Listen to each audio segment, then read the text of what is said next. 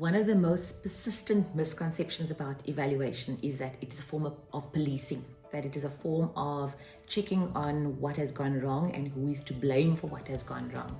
And we have been working for decades to change that perception, to say that evaluation is actually a strategic tool.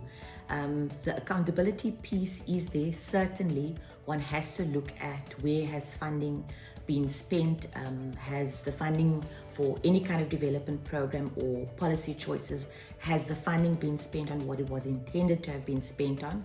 But more importantly, how do we learn from the evidence from evaluations to adapt? Particularly now, I think in an era where there are significant resource constraints, decision makers need to see how can that evidence help them in resource optimization. We also need evaluative evidence to tell us whether we are still on track in terms of our goals, in terms of policy choices, in terms of development programs and interventions, the strategic alignment between what has been implemented and what has been done according to what has been planned.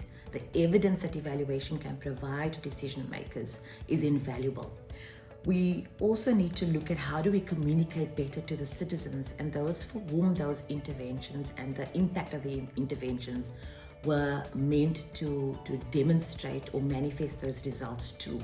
So evaluations also help us to communicate better to citizens what is being done with the resources that has been entrusted either to the public, fiscus, or to development programs, and how has that made citizens' lives better.